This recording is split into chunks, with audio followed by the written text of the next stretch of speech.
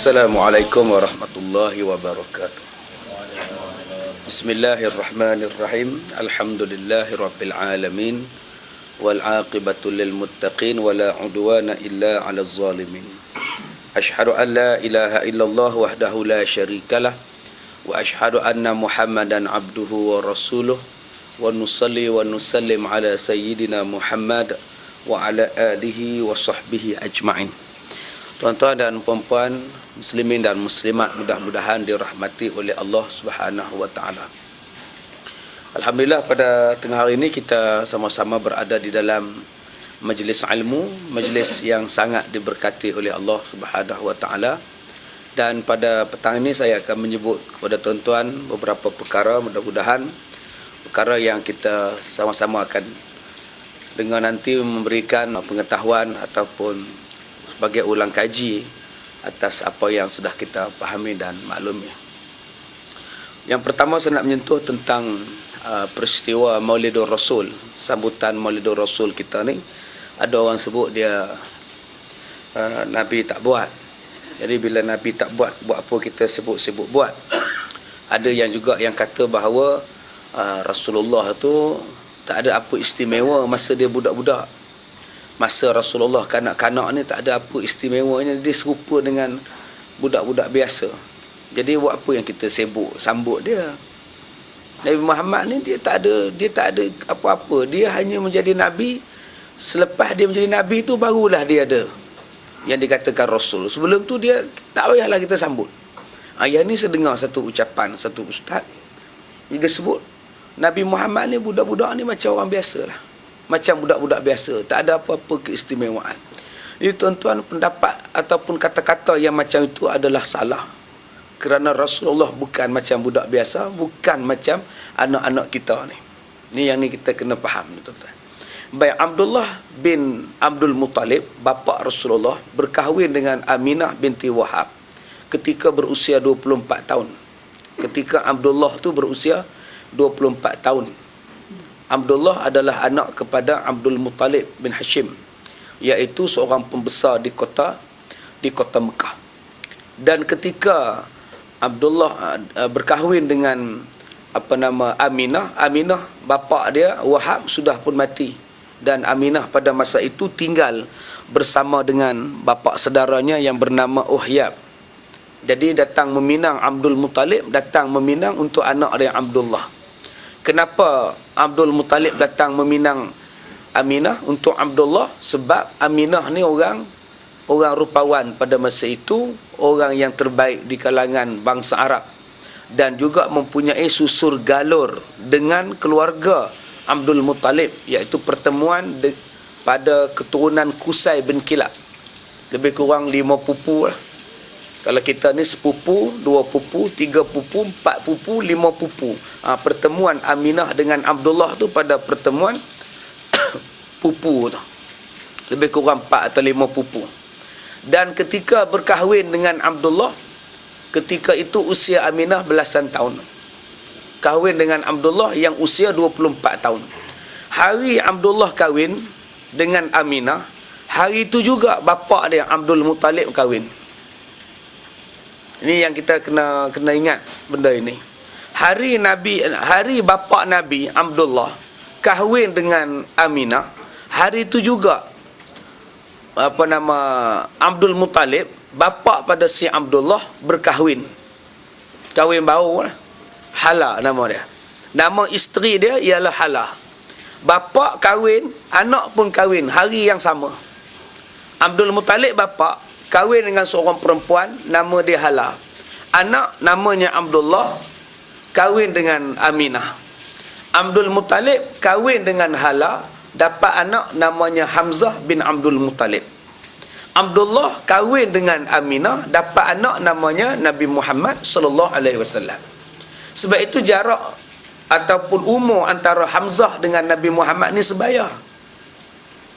Lahirnya tempoh yang hampir sama, main bola pun sekali, main polis sentri pun sekali lah. Lebih kurang gitu lah.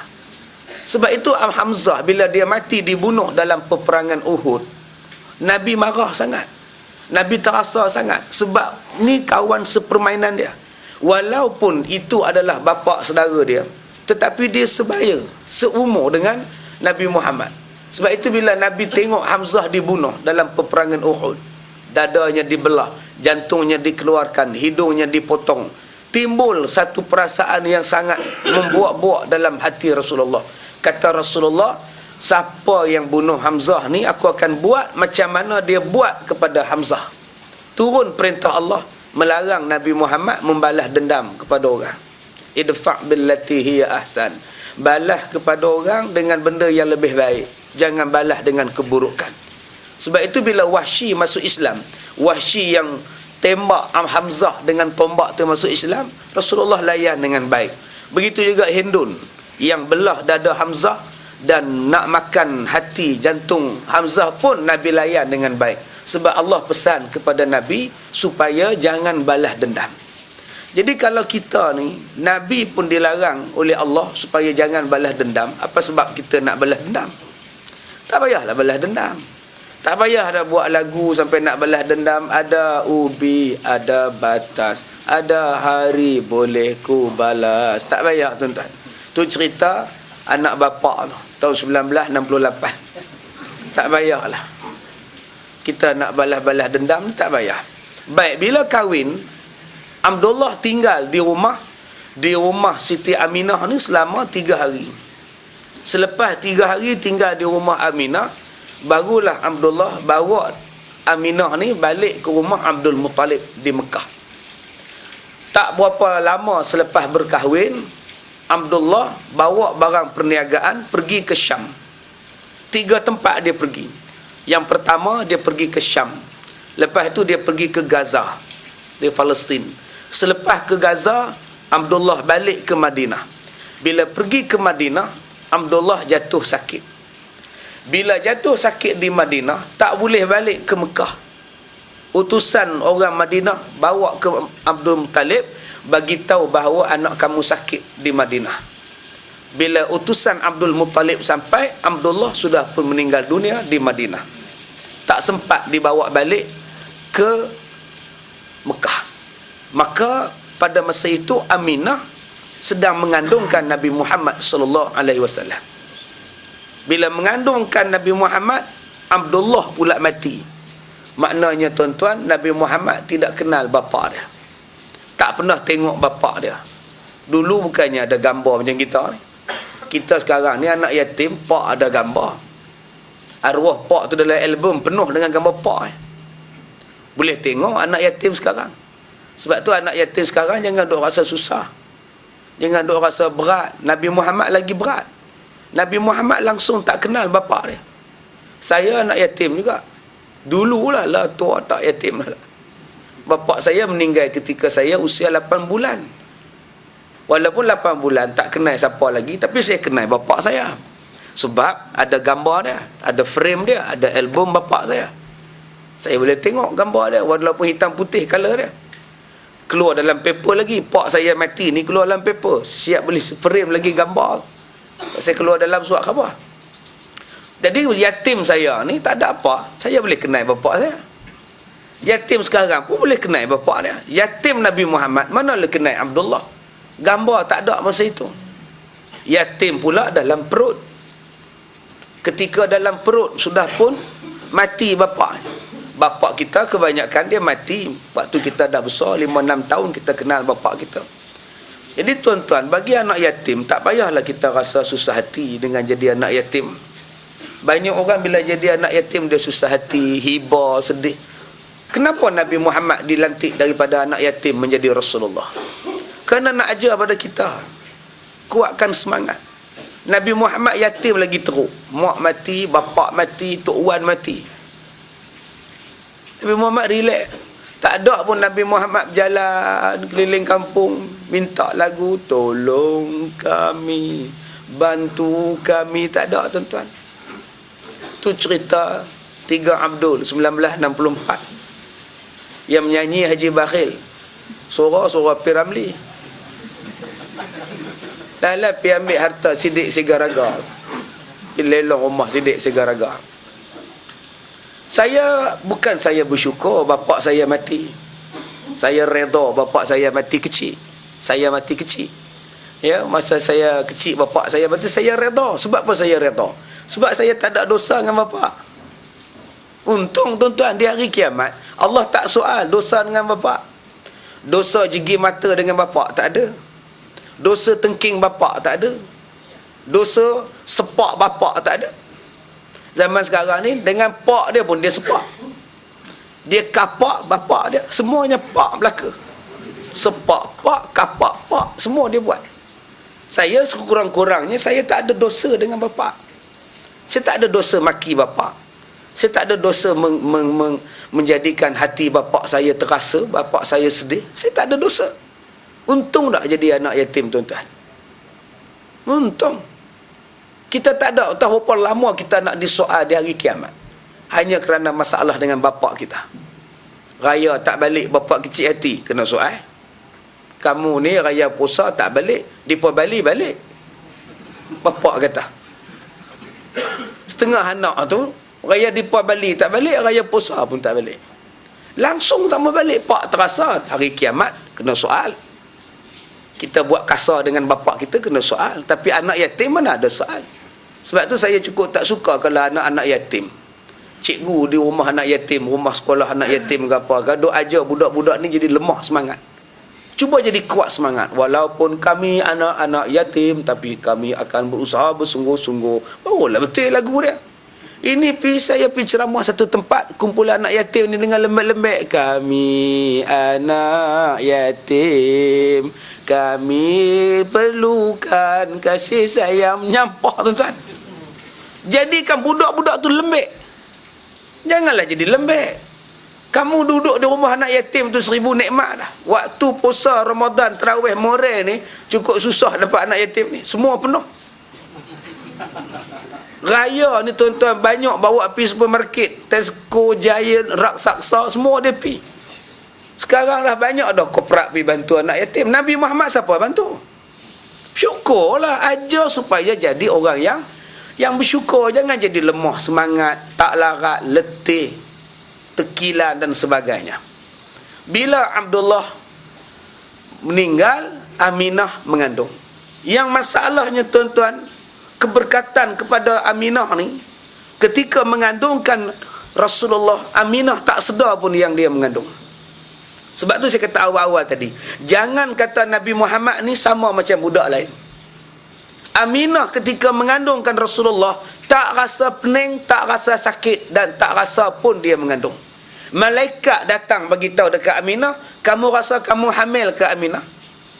Haid tak datang. Tapi tak pening. Isteri kita kalau mengandung macam mana, tuan-tuan? Satu taman tu boleh dengar muntah saja. Satu Selcom ni tahu dia mengandung, makan asam tiap-tiap hari. Tu yang kata kita mengandung teruk. Nabi Muhammad punya baik, ketika mak dia mengandung, dia tak menyusah mak dia. Tapi kita, masa kita ni dimengandungkan oleh mak kita, menyusah mak punya teruk. Mak tu nak macam-macam, daging musang berjanggut, nak sana nak sini, tak boleh bau bapak dia, bau suami pun tak boleh. Suami duduk sebelah, dia terajang pergi jauh. Dia kata tak boleh Allah. Kadang-kadang Allah tu datang pada suami, isteri tak Allah, suami Allah. Duk muntah dekat Selcom ni, wek pasal apa hang ni? Bini aku mengandung, dia kata aku tak tahu, aku pula Allah ni. Apa jenis macam tu pun ada. Jadi Nabi Muhammad, mak dia bukan macam itu. Bukan macam kita ni, tuan-tuan. Baiknya Rasulullah daripada dalam perut sudah baik. Kita daripada dalam perut ni dah menyusah orang tua dah. Macam-macam nak. Kawan saya tu, tuan-tuan, isteri dia mengidam nak daging babi. Bawa air menjumpa saya ni, minta jampi. Dia kata, Ustaz tolonglah jampi Ustaz, isteri anak ni minta makan daging babi. Kalau tak makan pun tak apa, lalu kedai depan Cina, kedai Cina hak jual babi duk gantung pun, tengok daging babi pun jadilah. Apa punya mengidam. Tu yang anak bila beranak so jadi gila babi jenis tu. Yang bukan-bukan mengidam, tu nama dia syaitan, tuan-tuan. Sebab tu kita waktu mengandung ni kena jaga elok-elok. Min syarril waswasil khannas ni kena jaga elok-elok. Hati Bapa-bapa pun kena jaga isteri elok-elok waktu mengandung. Jangan bagi susah hati dia. Jangan waktu isteri mengandung duk ada affair dengan orang lain. Jangan waktu isteri mengandung menyusahkan dia. Ni kadang-kadang bila pergi cek tiap-tiap bulan di klinik tu, suami tak tunggu pun. Dia tinggal, isteri dia turun, dia pun pergi kereta jalan. Bila isteri tanya, abang tak masuk sekali, abang cari parking. Isteri duk cokong, duk tunggu doktor. Kadang-kadang tuan-tuan, dia dipanggil sebagai budak yang tak dikehendaki. Aminah bila dapat Nabi Muhammad mengandung, tuan-tuan, seronok. Patut-patut Aminah tu bila dia tahu dia mengandung, dia susah hati sebab suami mati. Tapi Aminah tak ada macam tu. Aminah seronok. Sebab tu Nabi Muhammad lahir sebagai manusia yang ceria, sebab mak dia seronok. Kita sekarang anak kita lembab. Pasal apa? Mungkin mak bapak tak seronok isteri dia mengandung. Mungkin suami tak seronok, mungkin mak tak seronok yang dia mengandung. Sebab tu kita kena rasa syukur bila isteri mengandung. Setengah orang dia marah lelaki dia. Abang, tadi pergi cek. Cek apa? Cek doktor. Oi, terror hang cek doktor. Tadi pergi cek, doktor kata mengandung pula. Itulah awak tak nak berjaga, kata dia. Mula-mula sebut dah, itulah awak tak beringat. Mula-mula sebut dah, itulah awak tak beringat. Bagi tahu dekat mak beli kampung, mak, menantu mak ni lekat pula mak. Itulah kamu tak ada menunggu. Mak tak suka, isteri tak suka, suami tak suka. Budak ni dipanggil sebagai the unwanted child. Bila dia keluar, tuan-tuan, yang itu yang jadi perosak dalam masyarakat. Dia tahu, dia ada kesan pengaruh dia. Sebab tu bila kita dapat anak, isteri mengandung, syukur pada Allah, buat sujud syukur. Buat kenduri kesyukuran, isteri saya mengandung. Alhamdulillah. Banyak mak bila dia tahu dia mengandung, banyak isteri bila dia tahu dia mengandung, dia tak reda, tuan-tuan. Cari jalan macam mana nak bagi jatuh. Pergi ambil Panadol campur dengan kok. Dia telan sekali 4 biji Panadol, 2 kok untuk dia makan. Tak ada jatuh juga. Cari jalan. Banyak yang buat macam itu. Ambil Panadol, minum dengan Coca-Cola. Konon-konon nak bagi gugur, nak bagi jatuh. Tak jatuh juga. Kesan dia besok bila anak lahir, anak jadi cacat. Dah Allah bagi-bagi, tu sedar marah apa dah. Jangan duk marah, tuan-tuan. Masalah dia, ustaz, anak saya dah 8, ustaz, mana nak tidur lagi, ustaz? Apa susahnya tidur? Beli katil 2 tingkat, selesai masalah. Tak ada masalah. Allah bagi rezeki. Nahnu narzuqukum wa iyyahum. Kami yang bagi rezeki kepada kamu dan kami yang bagi rezeki pada anak kamu. Jangan susah hati. Jalan. Bila Aminah nak bersalin, tuan-tuan, sakit tak ada. Siti Aminah tak sakit macam mak kita, macam isteri kita bersalin. Isteri kita bersalin ni, Masya Allah, bersalin tingkat 3 tu. Tingkat bawah pun dengar. Punya duk menjerit, aduh. Tak mau bersalin dah. Habis selesai bersalin tu, sakit tak apa. Tak mau lah, cukup lah. Cukup lah, seorang anak pun cukup lah. Tak mau lah. Tahun depan beranak pula. Yang tahun ni kata tak mau dah, mai tahun depan dia mai pula, tuan-tuan. Itulah orang perempuan. Sayang dia macam tu.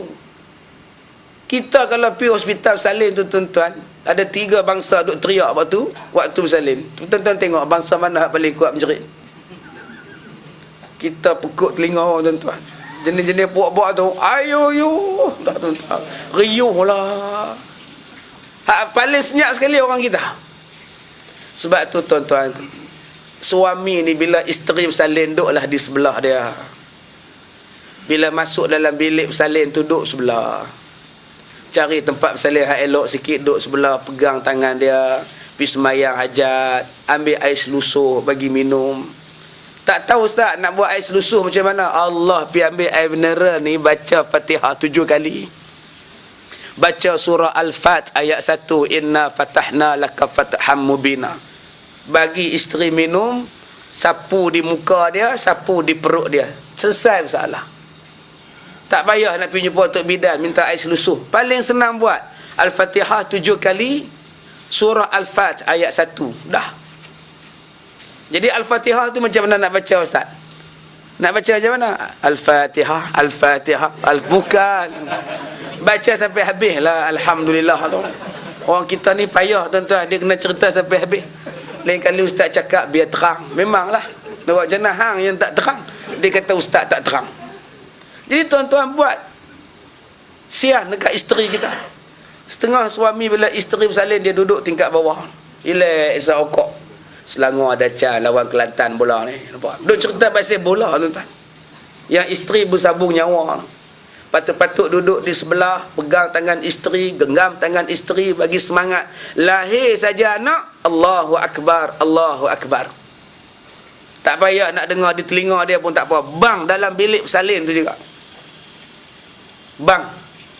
Biar perkataan yang mula-mula anak tu dengar selepas dia bersalin ialah perkataan membesarkan kalimah Allah, Allahu Akbar.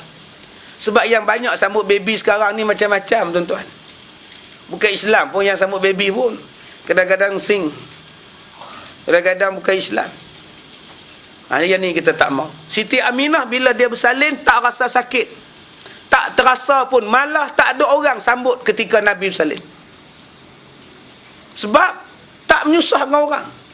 Tak dalam keadaan kotor, tak dalam keadaan busuk, tidak dalam keadaan yang menjijikkan. Sebaliknya Rasulullah keluar tu bercahaya rumah Siti Aminah. Sampai Rasulullah keluar tu keadaan tangan dia macam orang berdoa. Dan sunat sudah pun disunatkan. Kenapa Nabi sudah disunatkan ketika dilahirkan? Kalaulah Nabi belum disunatkan, nanti bila dia dah besar baru nak sunat, tuan-tuan, Tok Mudim tu mesti ambil glamour punya. Tok Mudim tu mesti ambil glamour. Sebab tu Nabi Muhammad tak ada Tok Mudim. Kalaulah Tok Mudim sunatkan Rasulullah, nanti dia buat signboard dekat rumah dia, Mudim Rasulullah. Nanti dikutuknya Rasulullah, Muhammad tu aku yang nyunatkan dia. Kamu tahu? Jadi hina Nabi Muhammad. Allah pelihara Nabi Muhammad sejak benda kecil lagi. Tak ada orang yang pegang Rasulullah, tak ada orang yang potong tali pusat Nabi. Sebab tali pusat Nabi sudah siap dipotong. Kita ni tuan-tuan, kalaulah artis jumpa bomo, dia mesti bubuh, bomo artis. Siap name tag lagi ni, bomo artis. Kalaulah dia tu tukang sunat raja, dia tulis ahli tabib diraja. Semua ambil kesempatan. Tambah zaman sekarang ni, zaman Nabi Muhammad tak ada siapa boleh ambil kesempatan nama daripada Rasulullah. Sebab tak ada siapa yang sunatkan Nabi, tak ada siapa yang potong tali pusat Nabi. Tuan-tuan yang dirahmati Allah, bila salin saja Aminah letakkan Rasulullah dalam satu tempat bakul. Tak ada siapa boleh tengok. Mula-mula tengok ialah Abdul Muttalib, datuk Rasulullah. Bila tahu saja Nabi Muhammad sudah lahir, Abdul Muttalib bawa Nabi Muhammad pergi dekat Kaabah sebagai tanda kegembiraan. Orang dulu-dulu tanda kegembiraan pergi duduk kat Kaabah, bawa anak. Abdul Muttalib kata, aku namakan budak ini, cucu aku ini dengan nama Muhammad. Orang di Mekah heran, kenapa bubuh nama Muhammad? Mana ada orang dalam ni bubuh nama Muhammad? Tak ada siapa orang yang bubuh nama anak Muhammad. Kata Abdul Muttalib, Muhammad itu maknanya orang yang terpuji. Biarlah budak ni terpuji di langit dan terpuji di bumi dengan perangai, dengan akhlak dia. Memang jadi sungguh tuan-tuan. Tuan-tuan boleh bayang tak? Daripada zaman Nabi Nuh, daripada zaman Nabi Adam sampai zaman Nabi Muhammad, tak ada orang yang bubuh nama Muhammad. Takkan berjuta-juta manusia tak ada akal nak bubuh nama Muhammad. Sebab tu kalau kita kata Nabi Muhammad ni sama dengan orang lain, salah. Nabi Muhammad tak sama dengan orang lain. Tak ada budak yang bernama dengan nama Muhammad sebelum Nabi Muhammad lahir. Tak ada manusia. Kita ni nama macam-macam, serupa belaka. Kita ingat nama kita ni tak sama dengan orang dah. Buh nama Rus, berlambak Rus tuan-tuan. Rus Iskandar, Sirap Rus, macam-macam Rus. Tapi Nabi Muhammad tuan-tuan boleh bayang dah, berjuta manusia tak terfikir nak bubuh nama Nabi Muhammad, nak bubuh nama Muhammad tu. Sebab apa tak terfikir? Sebab Allah khaskan nama Muhammad ini hanya untuk Nabi kita, Nabi Muhammad sallallahu alaihi wasallam. mulianya tuan-tuan Rasulullah kita. Sebab tu kita kena sanjung Nabi Muhammad, kita kena hormat Nabi Muhammad. Dia bukan budak-budak biasa, dia bukan orang biasa. Sebab ada orang kata Muhammad ni sama dengan kita je, dia cuma lebihnya dia tu Nabi je. Bengong punya orang ni tuan-tuan. Dia kata Nabi Muhammad ni sama macam kita je, cuma lebihnya dia Nabi. Kalau dia tak Nabi, sama je tuan-tuan. Jangan henakan Rasulullah macam itu. Bukan sifat Rasulullah macam itu. Rasulullah daripada kecil lagi, sampailah Rasulullah wafat, tidak ada satu benda pun yang cacat dan cela pada diri Nabi Muhammad sallallahu alaihi wasallam. Yang adanya semuanya baik-baik belaka tuan-tuan. Bila dia dilahirkan, Ummu Aiman yang menyusukan dia. Mula-mula sekali susukan dia. Bapa saudara dia yang paling besar sekali menyambut kelahiran Nabi Muhammad ialah Abu Lahab.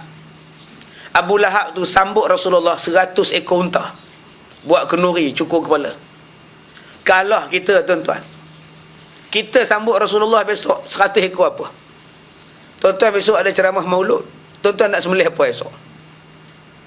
Abu Lahab tu 100 ekor unta punya bangga dengan Nabi Muhammad.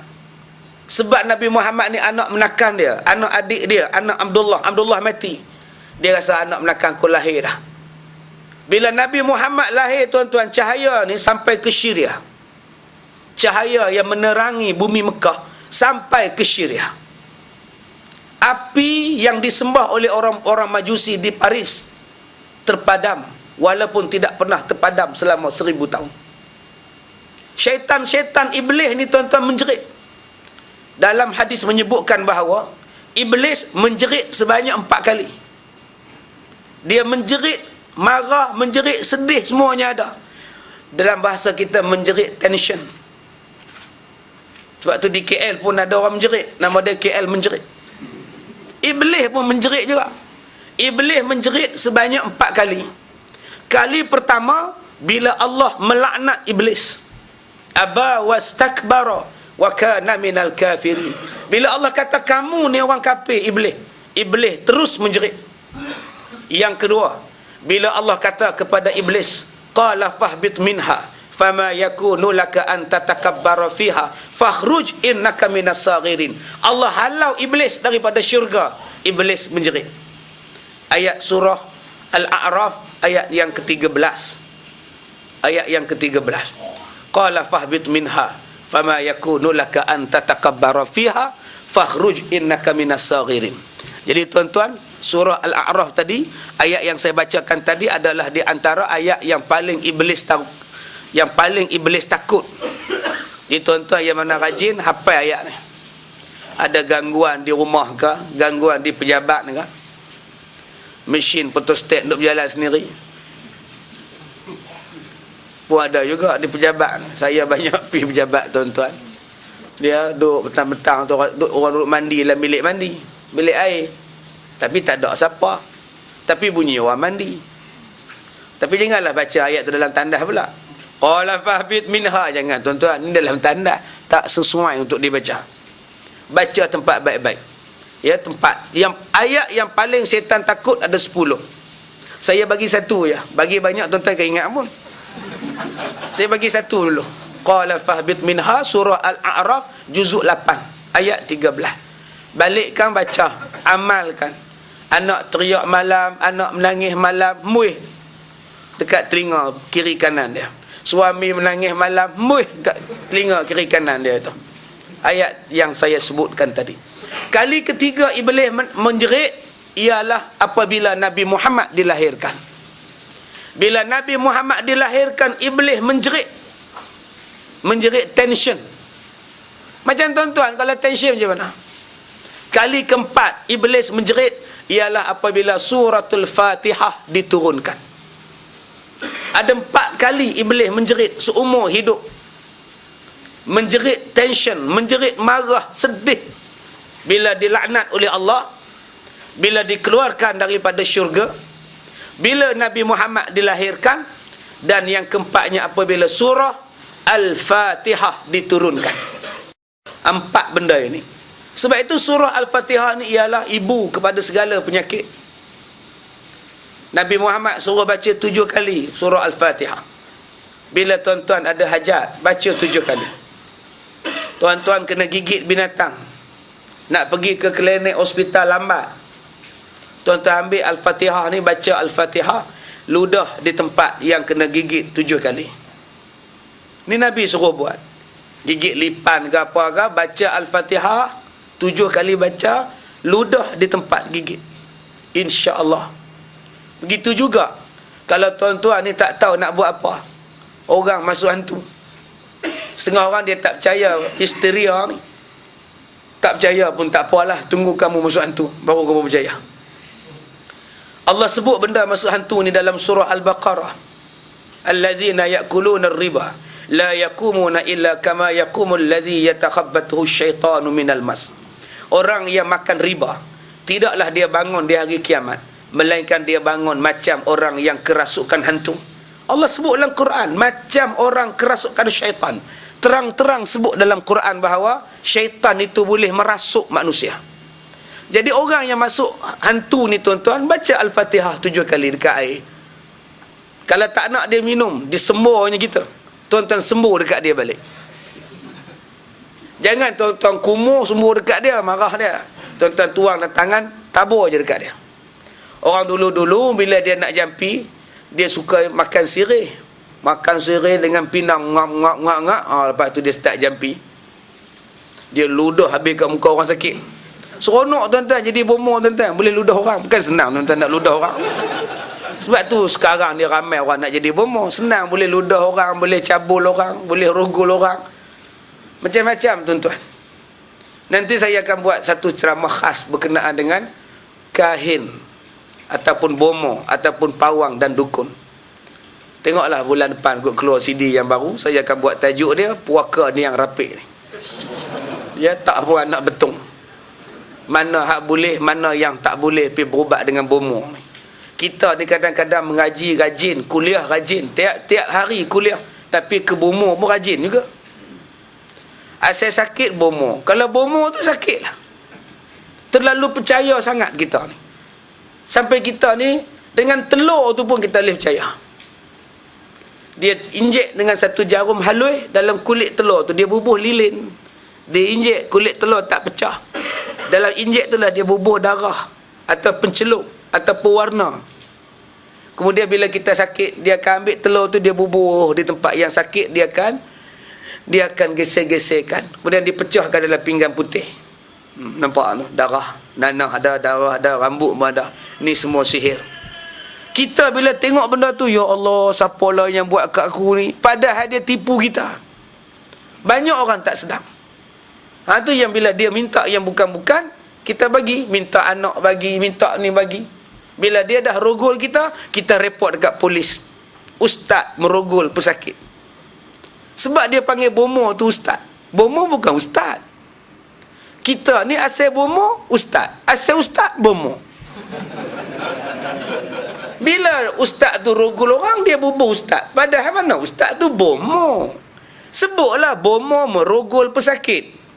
Tapi tabiat orang kita, bila pergi berubat dengan satu bomoh tu baca bismillah, terus panggil ustaz.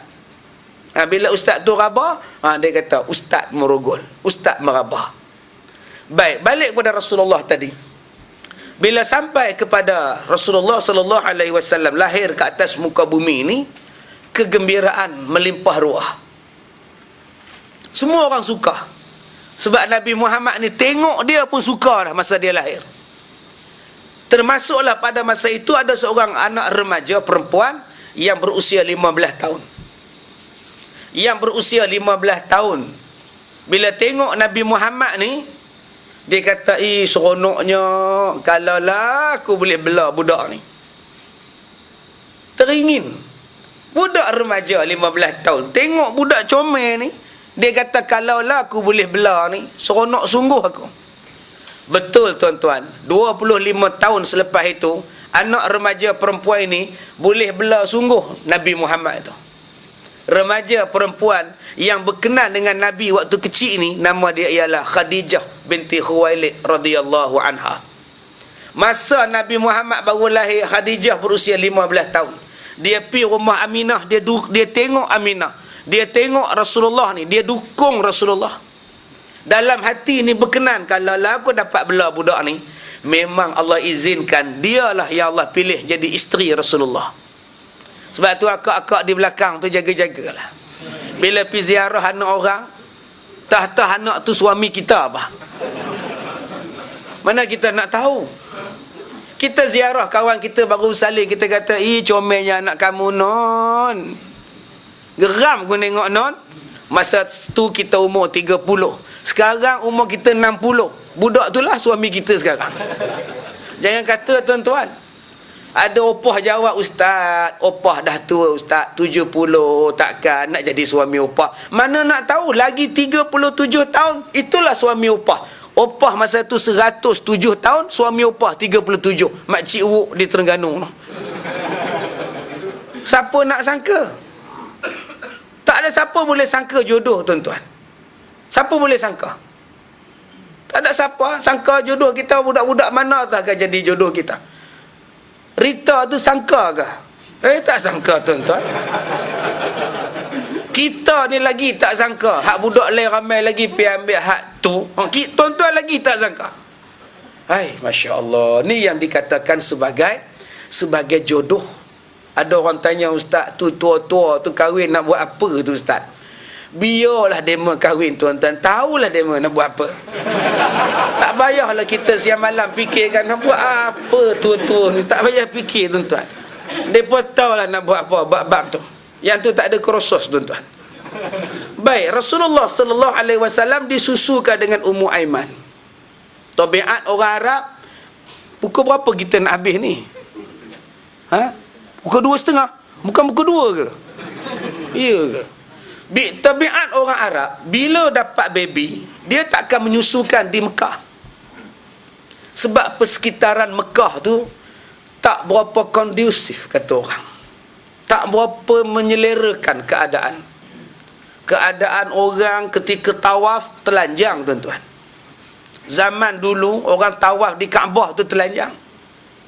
Sambil bersiuk, sambil bertepuk tampar. Kaabah ni penuh dengan berhala. Penuh. Jadi tak sesuai nak susukan budak-budak di Mekah. Biar hantar ke pendalaman, biar orang kampung pelihara. Sebab yang pertama, supaya udara bersih, menyihatkan budak. Sebab yang kedua ialah untuk memfasihkan bahasa Arab. Kerana bahasa Arab di kampung-kampung lebih kemah daripada bangsa Arab. Bahasa Arab di tengah-tengah kota Mekah itu. Jadi mereka menunggu Bani Sa'ad untuk datang menyusukan Rasulullah sallallahu alaihi wasallam. Kerana kebanyakan orang Bani Sa'ad adalah anak yang terbaik untuk disusukan.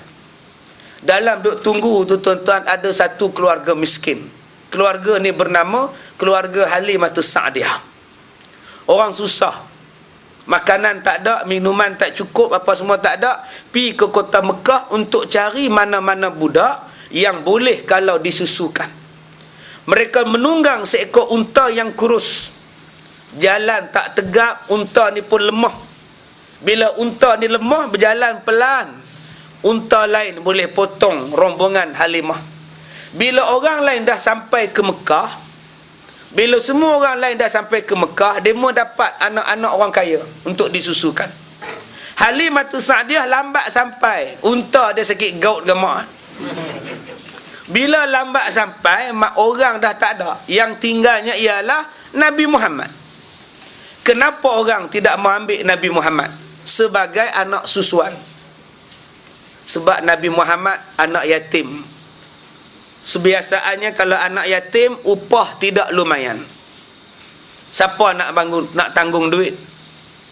Mereka kata daripada tak ada abang kita ambil jugalah Muhammad ni jadi anak susuan. Kita ambil jugalah. Nak buat macam mana? Nak balik kosong rugi pula. Ambillah Nabi Muhammad sebagai anak susuan. Tak dapat upah apa lagi pun, ambil aja dulu. Pasal dah tak ada orang dah.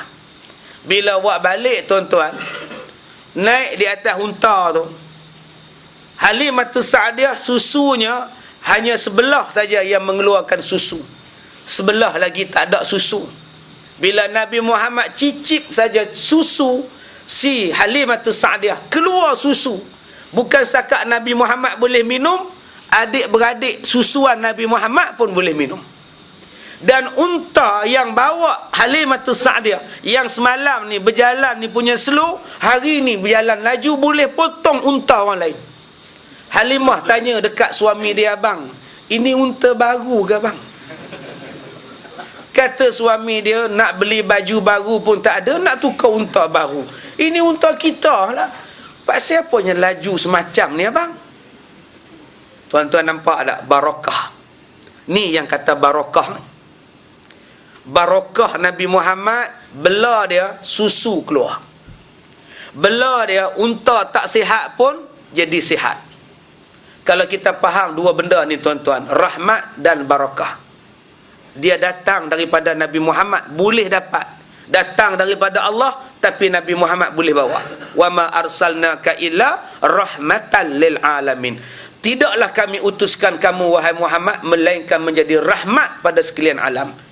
Jadi tuan-tuan, kalau nak dapat rahmat dan barakah, carilah daripada perbuatan Rasulullah. Sayanglah kepada sunnah Nabi, mesti ada barakah dan rahmatnya. Kenapa tak nak buat yang Nabi punya? Kenapa tak nak ikut perangai Nabi? Pada Nabi itu ada rahmat dan barakah. Kita takkan dapat rahmat walaupun kita bubuh nama kita Muhammad Rahmat.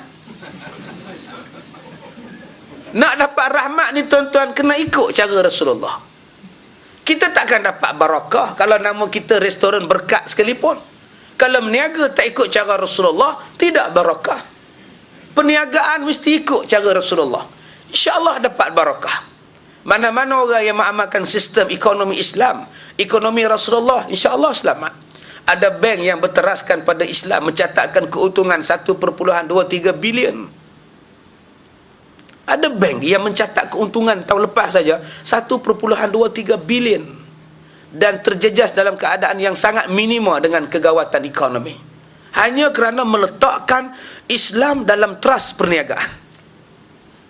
Ada bank yang tidak mencatat keuntungan yang memberangsangkan, cuma untung 404 juta, 167 juta. Malah ada syarikat yang rugi 60 juta, syarikat penerbangan yang rugi 606 juta. Sebab tidak meletakkan keberkatan yang datang daripada Allah, yang tidak mau ambil daripada perbuatan Nabi SAW. Ambillah tuan-tuan. Tuan-tuan pergi IJN dekat je. Pergi ke IJN tu tanya doktor, dalam setiap 20 orang pesakit, berapa ramai laki-laki, berapa ramai perempuan? Pergi cek tengok dekat lah. Tanyalah tu dekat PR dia ke siapa, habis tanya.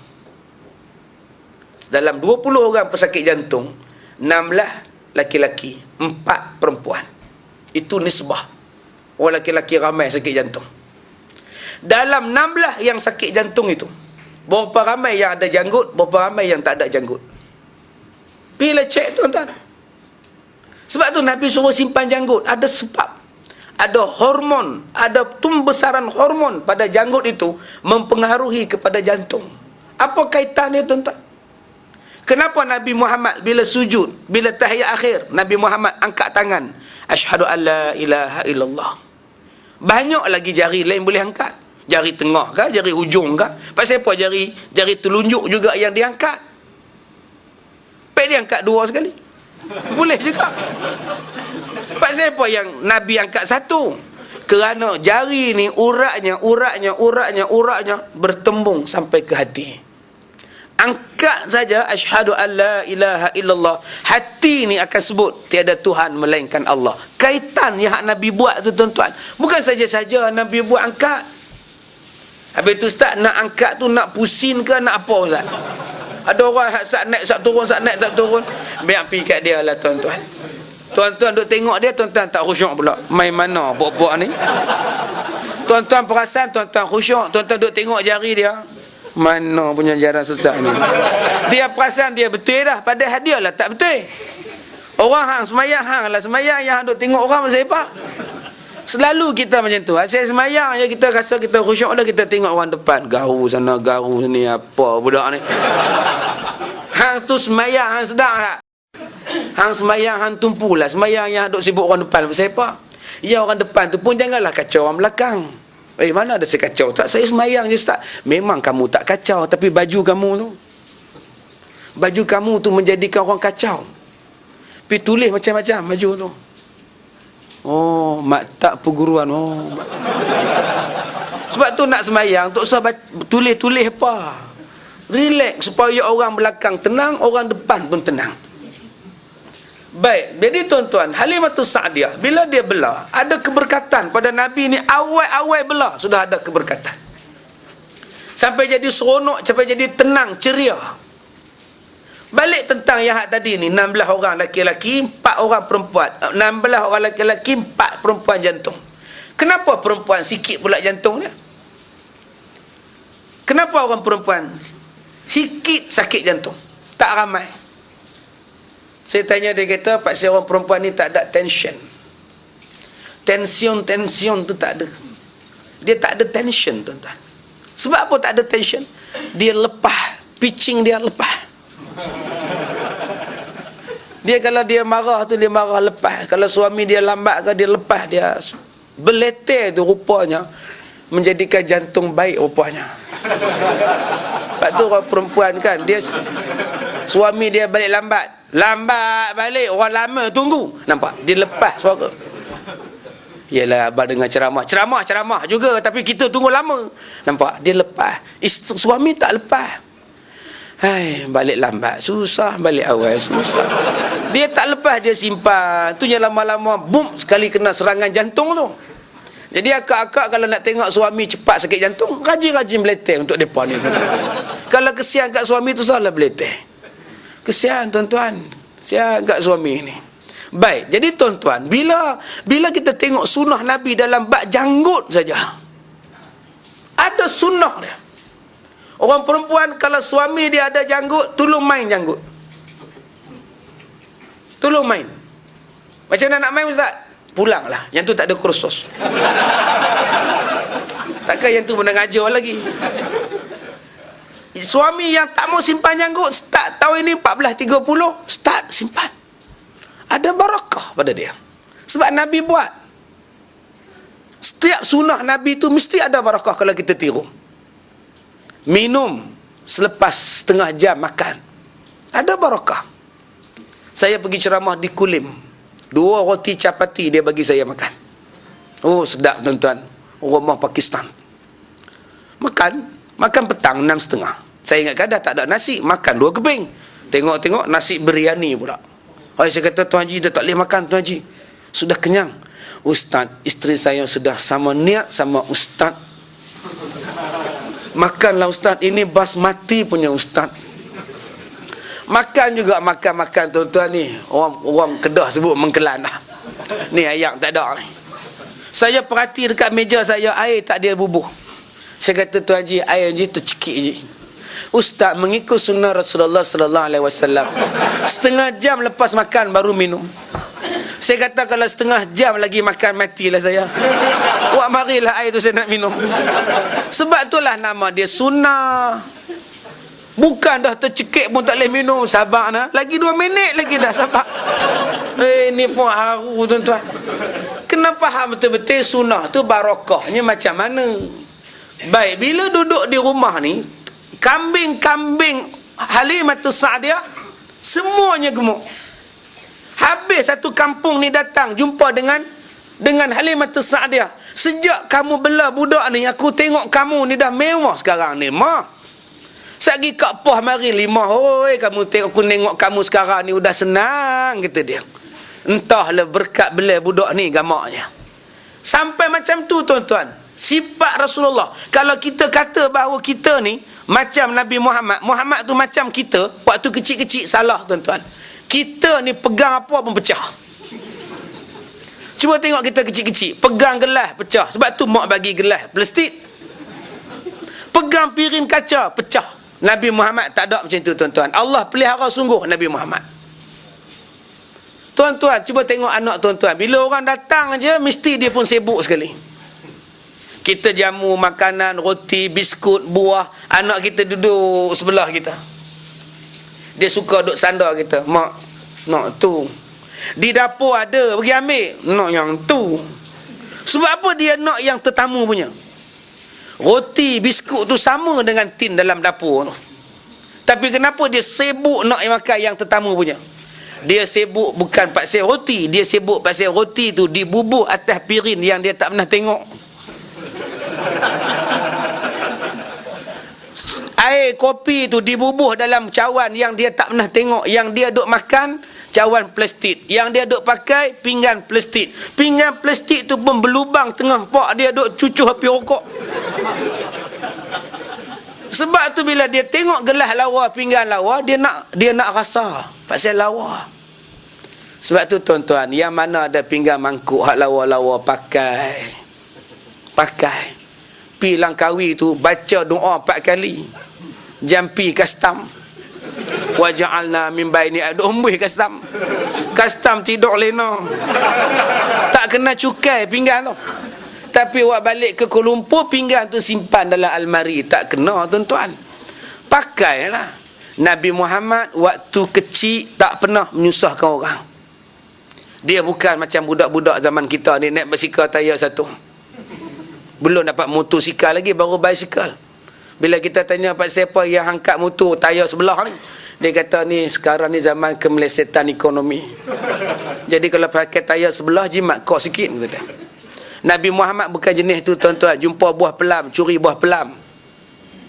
Jumpa duit tengah jalan, kutip. Nabi Muhammad tak jenis tu tuan-tuan. Kita ni jumpa buah pelam, plastik. Jumpa 5 dekat tokong Cina, balon. Balik sekolah, tengok atas tokong tu, 5 3 biji, balon seorang sebiji. 5 tu hilang. Tokek Cina kata, wah, ini tokong banyak kuat makan. Kata. Tu yang dia bubuh 5 plastik. Pok-pok Cina ni tuan-tuan, dengan tokong dia pun dia tipu. Kalau dengan tokong dia pun dia tipu, takkan orang Melayu dia tak tipu. Kena fikir tu tuan-tuan. Balikkan fikir balik saya cakap ni. Kalau dengan tokong dia pun dia kelentong, takkan dengan orang Melayu dia tak kelentong. Jangan marah lagi saya cakap ni. Saya minta tolong fikir balik. Yang kedua saya minta tolong berhati-hati. Kalau dengan tokong mereka pun mereka kenat, takkan dengan bangsa kita mereka tak boleh kenat. Jangan cepat dan berikan 100 kepercayaan pada mereka. Tetap pegang kepada Islam. Pasal Islam tu yang betul-betul. Tuan-tuan yang dirahmati Allah, bila dah besar, Nabi Muhammad ni sesuai untuk dipulangkan balik pada Aminah. Mak dia pun mati tak lama selepas itu, serah pada Abdul Muttalib. Abdul Muttalib pula mati, serah kepada Abu Talib, bapa saudara Nabi.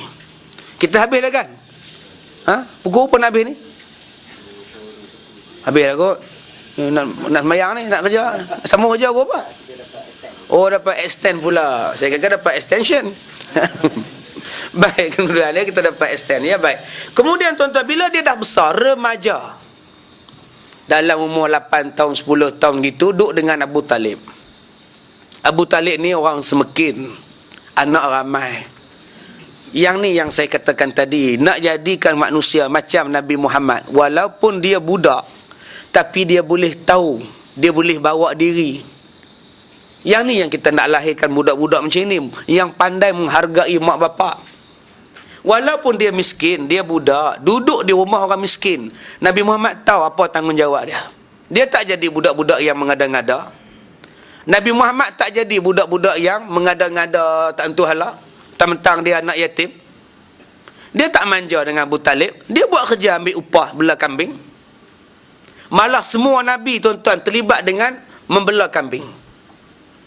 Semua Nabi, daripada zaman Nabi Nuh, zaman Nabi Musa, Nabi Ibrahim, zaman Nabi Isa, semua Nabi-Nabi bela kambing.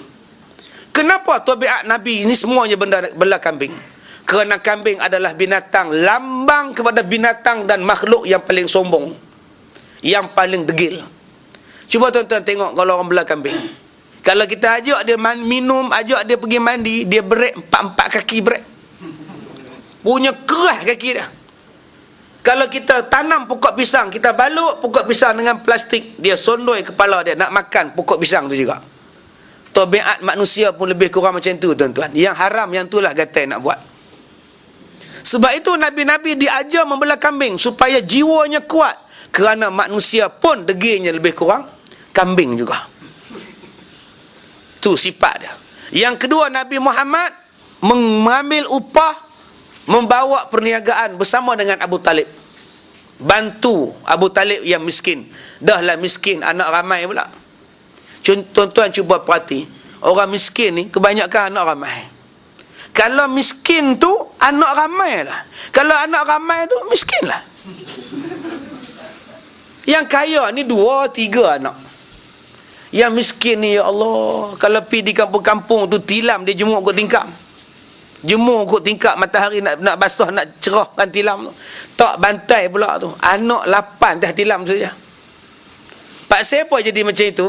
Ni, Allah bagi rezeki. Kaya anak. Bila dia kaya anak, bila anak dia besar, anak dia akan tolong dia.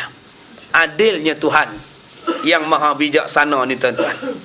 Bila dia besar, Nabi Muhammad jadi pemuda yang segak. Bulu kening Nabi ni bercantum, melengkung dan bercantum di tengah. Mata Nabi ni bercelak, walaupun tak pakai celak, memang dah bercelak dah. Orangnya putih, pipi je ni merah.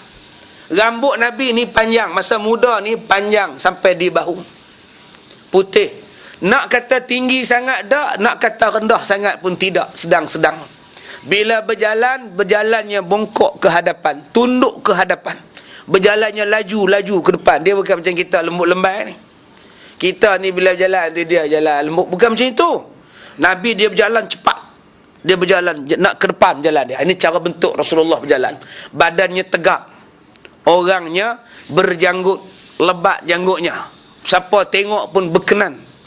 Tambah pula Nabi ni pakai baju jubah warna merah, lagi orang berkenan. Serban Nabi serban putih, jubah Nabi jubah merah. Berjalan tengah panas, orang tengok ni berkenan. Itu sifat susuk tubuh badan Rasulullah. Bila bercakap dengan orang, Nabi Muhammad ni, selagi mana orang tu tak habis cakap, dia dengar. Dia takkan potong orang cakap. Selagi orang tu tak sampaikan hajat dia, Nabi adalah pendengar yang setia. Kemudian Nabi Muhammad ni pula hormat pada orang. Hormat pada orang tua, bijaksana dan bercakap bila perlu saja. Di Madinah bila sebut saja Muhammad, tak ada komplain. Sampailah umur dia 24 tahun. Jawatan kosong pada Khadijah. Jawatan kosong pada rumah Khadijah. Membawa barang dagangan ke Syam.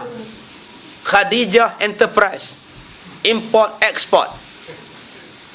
Upah 2 ekor unta. Abu Talib baca iklan tu, pak saudara dia baca. Oh, ini cantik peluang ni. Boleh aku recommend pada Nabi Muhammad, pada Khadijah. Abu Talib jumpa dengan Nabi, dia kata, "Mat, Pak Ngah tadi pergi rumah Khadijah, ada iklan, poster, jawatan kosong. Kamu ambil tau. Nanti Pak Ngah jumpa dengan Khadijah, Pak Ngah cakap, kamu terima tau. Ikut suka Pak Ngah lah, Pak Ngah, cik ikut aja."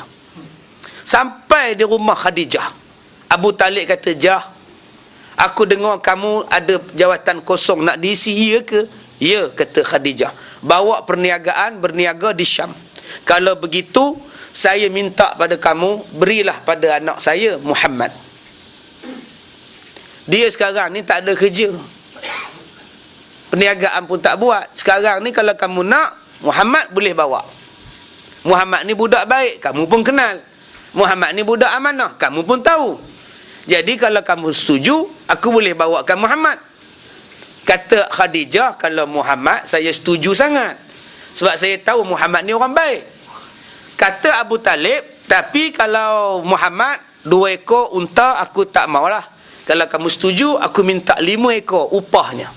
Kata Khadijah, "Kalau untuk Muhammad, dia tak minta 5 pun, memang aku nak bagi 5 ekor unta dekat dia. Sebab aku tahu dia amanah, dia pekerja yang baik."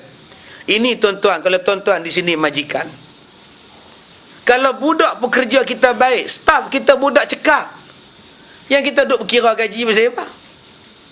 Ambil perangai Khadijah. Bukan senang nak dapat staf yang cekap. Bukan senang nak dapat pegawai yang memberikan sepenuh komitmen. Bukan senang. Tapi kadang-kadang majikan cukup berkira. Cuti tak dapat, cuti kena potong, gaji kena potong, payah. Lama-lama orang yang cekap ni pi ke tempat lain. Baru kita tengah-ngah. Cuba ambil sifat Khadijah.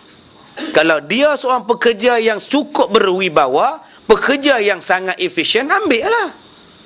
Dan kalau dia minta gaji bagus pun bagi. Janji kerja kita akan baik, untung berlipat kali ganda. Nabi Muhammad bawa ke Syam. Bila sampai ke Syam, orang sedang berniaga. Dia pergi dengan Maisarah. Maisarah ni tuan-tuan laki-laki, bukan perempuan. Kita ni duk faham Maisarah ni perempuan. Maisarah dalam cerita Nabi ni, kisah Nabi ni tuan-tuan, adalah laki-laki. Dia kata dekat Maisarah, dia kata, Sarah, kita relax dulu. Biar dia pun habis meniaga lah. Barang kita simpan lah dulu. Kalau kita masuk sekarang pun, lambatkan barangan. Bila lambatkan barangan, harga tak lepi. Mereka pun relax. Sampai orang dah habis meniaga, tak ada apa dah, baru Nabi buat keluar barang dia. Bila Nabi buat keluar barang dia, orang pakat berduyun. Nabi tak payah buat macam cerita Doremi Syak dengan menyanyi tu. Obat, obat. Tak payah tuan-tuan. Nabi Muhammad buka, Nabi tanya, baik, saya ada barangan, siapa yang nak beli silakan.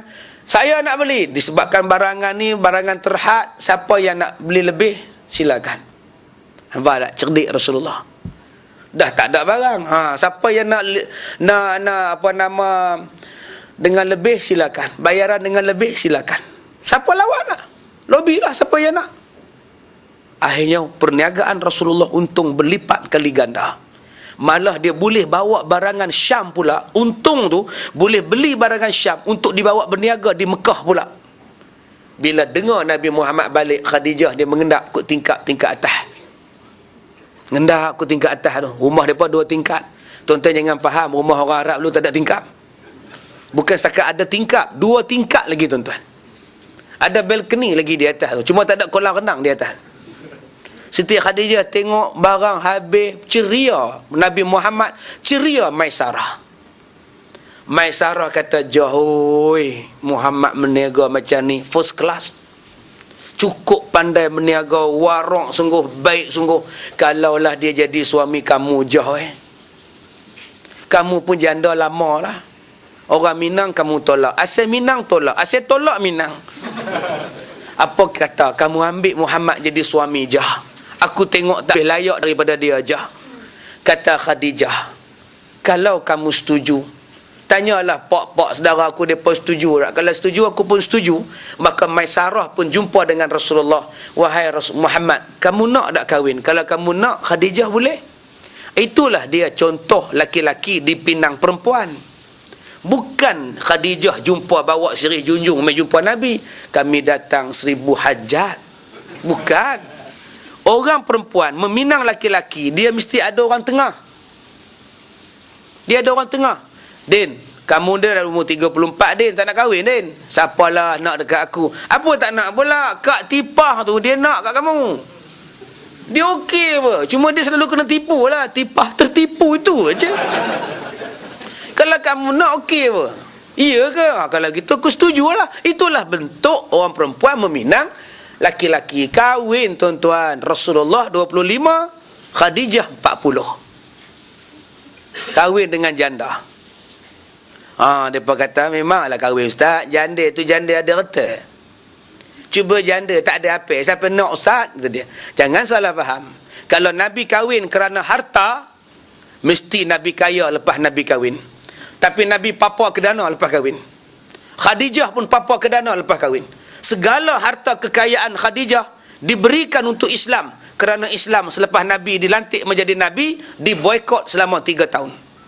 Habis orang tak ada jual makanan kepada orang Islam. Sebab Nabi jadi Nabi. Orang marah pada penganut agama Islam. Harta Khadijah lah yang menjadi galang gantinya.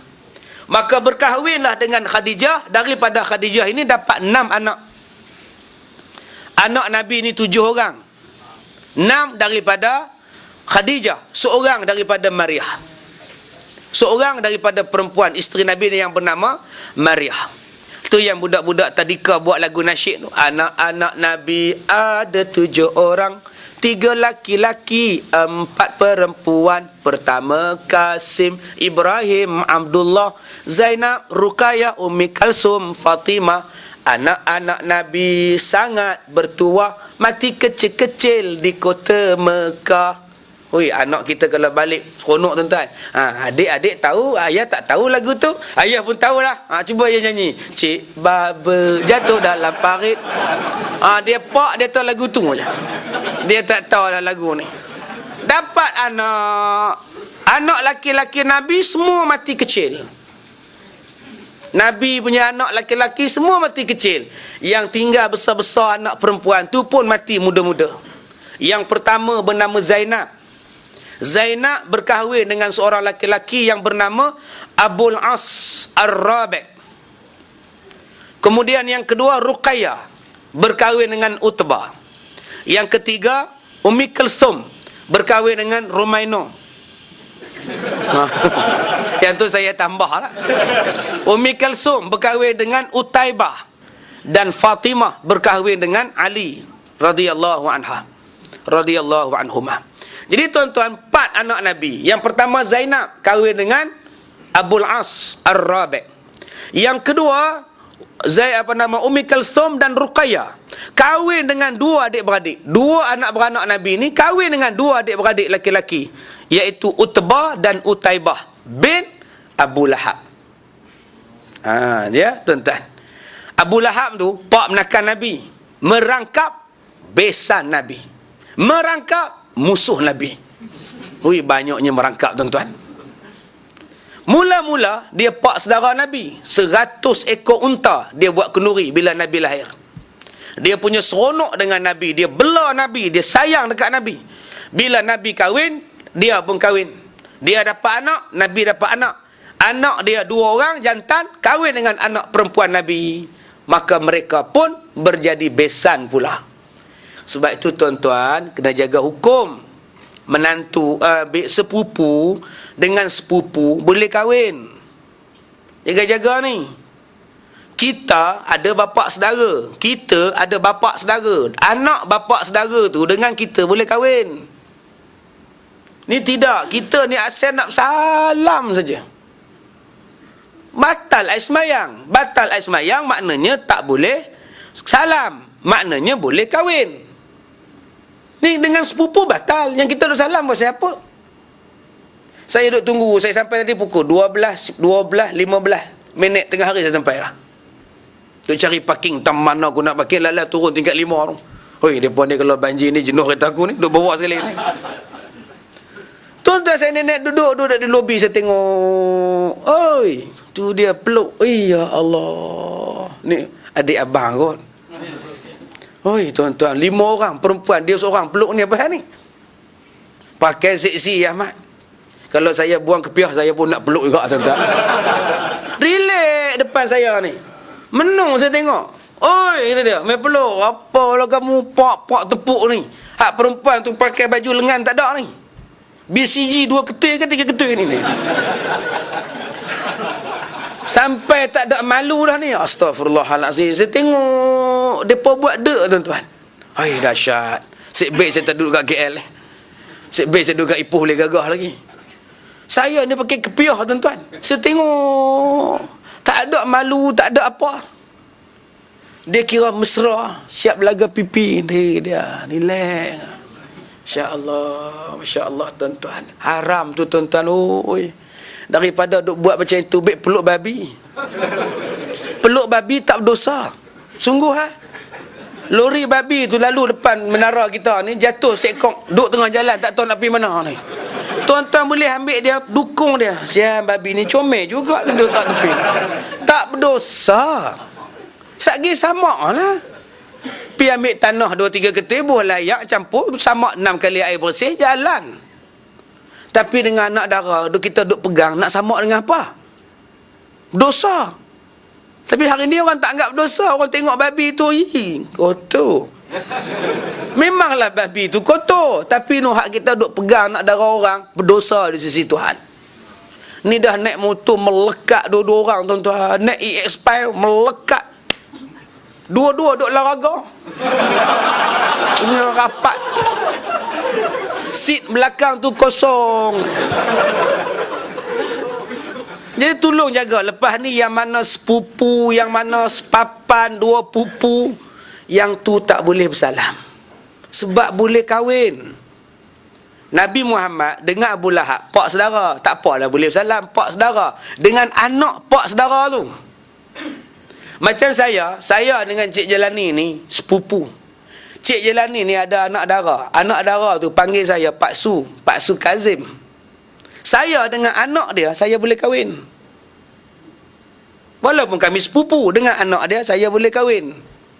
Dengan isteri dia, tak boleh salam. Kalau Cik Jalani cerai ke mati ke apa, isteri dia boleh kahwin dengan saya. Tapi hari ni kita dah jadi mesra, sepupu bergala-belaga pipi. Haram. Utbah ni tuan-tuan, menantu Nabi. Padahal dia sepupu Nabi. Dia menantu Nabi. Dan dia adalah sepupu Nabi. Bila Nabi diangkat menjadi Nabi, Utbah ni marah. Utaibah pun marah. Bapak dia pun marah. Wahai anak-anakku, ceraikan anak Muhammad. Mereka dah bawa kesesatan, Abu Lahab kata. Daripada menantu, sekarang dah jadi hantu dah. Sampai dia nak bunuh Nabi Muhammad dengan Abu Lahab. Turun ayat Quran, Tabbat yada abi lahabiyun watab. Ayat yang kita duk baca sembahyang maghrib. Lepas sembahyang maghrib, makmum tegur tu imam. Udah-udah lah tu imam. Janganlah dia baca ayat mengumpat orang. Ayat tu mengumpat Abu Lahab, dosa kita dia. Pelotak kamu dosa. Dia marah kita baca ayat tu, dia kata ngumpat ke Abu Lahab. Ni pun bengong juga orang ni pun. Dah Allah baca tu, Allah yang ngumpat Abu Lahab. Biarlah. Dia jahat tuan-tuan Abu Lahab ni, daripada pak saudara jadi besan sampai nak bunuh Nabi. Akhirnya Allah turunkan bala kepada anak dia. Utbah mati dimakan singa, Utaibah mati dalam perang. Ini bantah Nabi Muhammad, lawan Nabi Muhammad, Allah Ta'ala turunkan bala. Kemudian bila anak dia mati, suami mati, janda semua, anak dia kahwin pula dengan sahabat Nabi yang bernama Uthman. Tak lama kahwin dengan Uthman, mati anak dia. Rasulullah kata, Uthman, ada lagi seorang anakku janda, kamu kahwin dengan dia pula. Kahwin pula dengan Uthman, pun mati juga anak Rasulullah. Habis dah anak Nabi, tak ada dah. Kata Rasulullah, kalaulah aku ada lagi anak perempuan wahai Uthman, nescaya aku akan kahwinkan dia dengan kamu. Tapi dah habis dah anak, tak ada stok lah. Kenapa yang Nabi kata, kalaulah ada lagi anak, nescaya aku kahwinkan kamu dengan anakku? Sebab Uthman tu menantu yang baik, sampai pak nak bagi anak lagi. Cuba tuan-tuan tanya diri tuan-tuan, kalau isteri tuan-tuan mati, pak mertua nak bagi dah adik dah? Agak-agak bagi tak tuan-tuan? Pak bagi adik tu pula boy. Ni nampak? Hak dulu pun hang teruk nak minta adik dia pula. Kalau kita menantu baik tuan-tuan, pak mertua mesti sayang. Macam Nabi Muhammad, pak dia sayang kepada Nabi Muhammad, sayang kepada Uthman Affan radhiyallahu an. Kita baru sampai kahwin dan cerai dan mati anak dia. Kita tak baca lagi kisah-kisah yang lain. Jadi saya dah ceramah di seluruh Malaysia, Singapura, Sabah, Sarawak, Mesir, Brunei ni tuan-tuan. Saya dah ceramah dah hampir 18 tahun. Inilah kali pertama saya sampai ke Menara Selcom ni, ke Selcom ni. Jadi kalau nak jemput balik pun 18 tahun lagi lah, insya-Allah ya. Baik, cukup sekadar itu. Jadi di luar sana tu ada sahabat saya ni, dia bawa CD-CD ceramah saya. Tuan-tuan nak beli, nak baca, nak apa nama, silalah di luar. Ya, semuanya apa nama, CD-CD yang terbaru ya. Yang terbaru daripada Cik Alias Salam kita. Jadi saya ucapkan ribuan terima kasih kepada tuan-tuan. Saya minta maaf jika terkasar bahasa.